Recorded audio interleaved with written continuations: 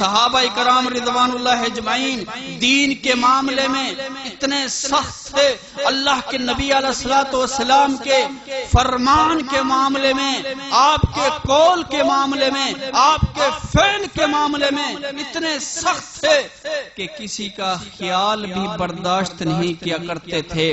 صحیح بخاری میں ایک روایت ہے، ایک یمنی شخص حضرت عبداللہ ابن عمر رضی اللہ تعالیٰ عنہ سے پوچھنے لگا، اے عبداللہ ابن عمر، آپ کا حجر اسود کے بوسے کے بارے میں کیا رائے ہے؟ تو وہ کہنے لگے، رأیت رسول اللہ صلی اللہ علیہ وسلم یستلمہ ویقبلہ، میں نے اللہ کے نبی کو دیکھا کہ انہوں نے حجر اسود کا بوسہ لیا۔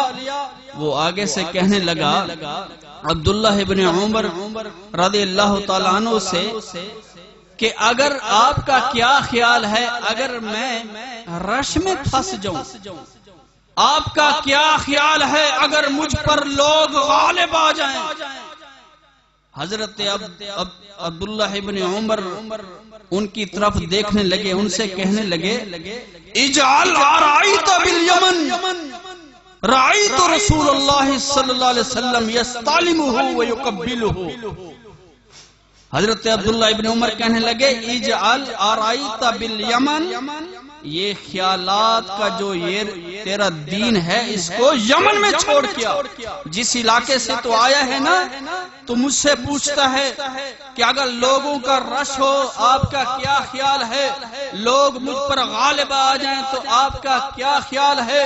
حضرت عبداللہ ابن عمر اس سے کہنے لگے، اس کو یمن میں چھوڑ کیا، بس میں اتنا جانتا ہوں کہ میں نے نبی علیہ الصلوۃ والسلام کو حجر اسود کا بوسہ دیکھا ہے دیتے ہوئے، بس میں اتنا جانتا ہوں۔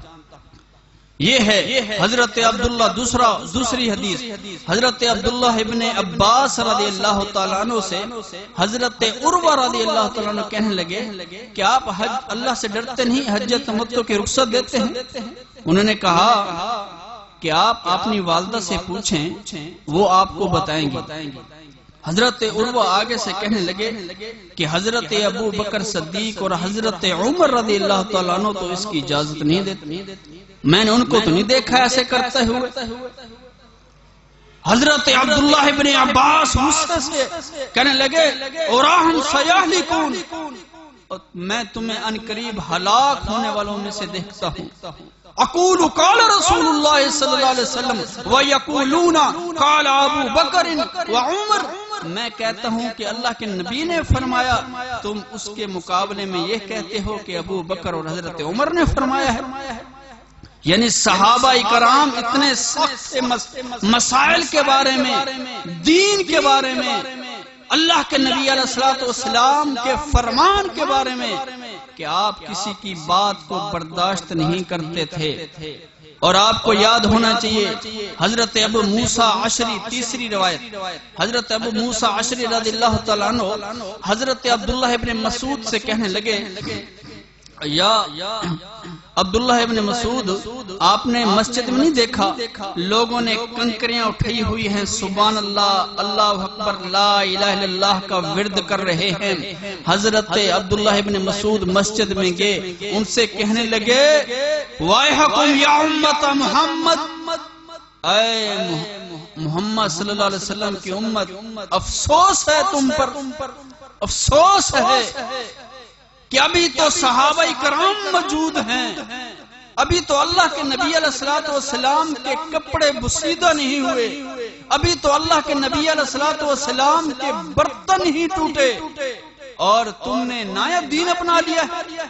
کیا تم اللہ کے نبی علیہ الصلوۃ والسلام کے طرز عمل سے زیادہ اچھا طرز عمل کر سکتے ہو؟ دیکھیں یہ تین روایات میں نے آپ کے سامنے رکھی ہیں، یعنی صحابہ کرام دین کی حفاظت کس طریقے سے کیا کرتے تھے۔ آج ہم کہتے ہیں امام صاحب میرا یہ کہتا ہے، مولانا صاحب میرے یہ کہتے ہیں، میری رائے یہ ہے، میری سوچ یہ ہے، میری فکر یہ ہے، میرا مشورہ یہ ہے۔ دین کے معاملات میں ہم اپنے مشوروں کو رکھتے ہیں، اپنے خیالات کو رکھتے ہیں، اپنے امام کو رکھتے ہیں، لیکن صحابہ کرام تو یہاں کوئی عمل اگر اچھا ہے، اب سبحان اللہ پڑھنا، اللہ اکبر پڑھنا اور استغفر اللہ پڑھنا، یہ سارا ورد کرنا کوئی غلط تو نہیں ہے، لیکن صحابی کیوں غصے ہوئے؟ حضرت عبداللہ ابن مسعود کیوں غصے ہوئے؟ اس لیے کہ ہمارے پیارے نبی حضرت محمد عربی صلی اللہ علیہ وسلم نے نہیں کیا، اور آج دین بالکل محفوظ ہے۔ اور یاد رکھیں واحد اسلام ہے جس کی ہر بات سند کے اعتبار سے، متن کے اعتبار سے بالکل محفوظ ہے۔ ہم کہتے ہیں امام فقہاء اربعہ کا موقف پڑھیں، امام ابو حنیفہ رحمہ اللہ کیا لکھتے ہیں؟ وہ لکھتے ہیں لا یحل لأحد، کسی ایک کے لیے یہ جائز نہیں کہ ہماری بات کو اس وقت لے جب تک یہ نہ جان لے کہ کہاں سے یہ بات ہم نے لی ہے۔ اور امام مالک رحمہ اللہ فرماتے ہیں ہم انسان ہیں، ہم سے غلطی ہو سکتی ہے، اگر میری بات کتاب اور سنت کے مطابق ہو تو عمل کرو، فاخذوا، اس کو لو، اگر کتاب اور سنت کے مطابق نہ ہو فترکوا، اس کو چھوڑ دو۔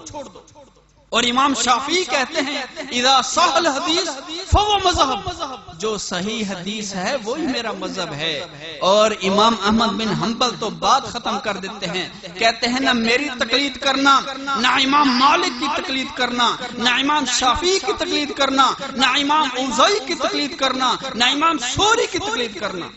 دیکھیں امام کتنے صاف ہو چکے ہیں۔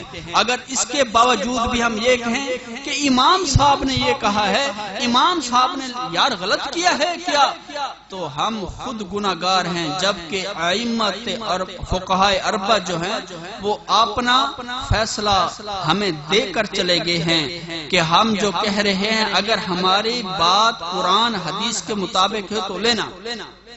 اور اللہ کا شکر ہے کہ آج تک اسی طرح دین